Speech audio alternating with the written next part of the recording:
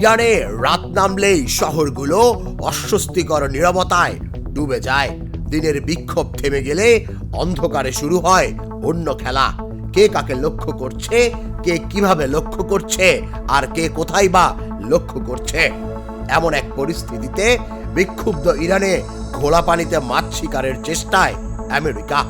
ইসলামী বিপ্লবের দেশ ইরানে সম্ভাব্য সামরিক পদক্ষেপ নিয়ে ওয়াশিংটনে শুরু হয়েছে গোপন আলোচনা, যার প্রতিটি ধাপ যেন এক একটি থ্রিলার সিনেমার দৃশ্য। মার্কিন প্রেসিডেন্ট ডোনাল্ড ট্রাম্পের টেবিলে রাখা হয়েছে একাধিক সামরিক পরিকল্পনা। নিউ ইয়র্ক টাইমস জানায়, নির্দেশ এলে ইরানের সামরিক ঘাঁটি, রাডার ও কমান্ড সেন্টারে ভয়াবহ বিমান হামলা হতে পারে। আকাশ থেকে আমেরিকার আঘাত হবে দ্রুত, নিখুঁত আর ভয়ঙ্কর। কিন্তু গল্প এখানেই শেষ নয়।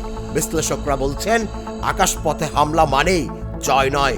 ইরান বিশাল পাহাড়ে ঘেরা, মরুভূমি আর ঘন শহরে ভরা এক কঠিন দেশ।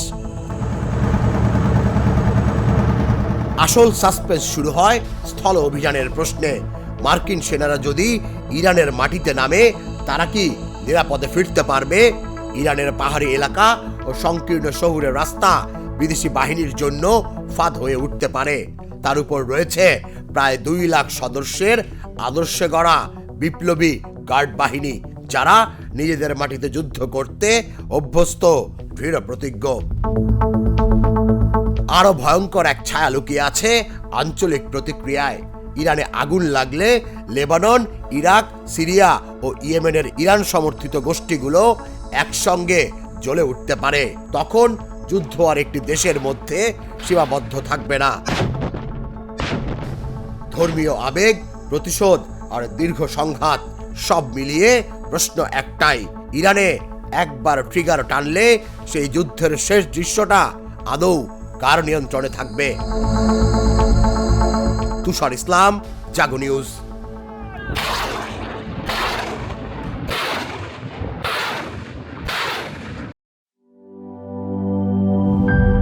গ্লিটারের টুইন লেমন ও অ্যান্টিব্যাকটেরিয়াল ফর্মুলা বাসনকে চকচকে জীবাণুমুক্ত করে আমাদের দেয় গ্লিটার গ্যারান্টি।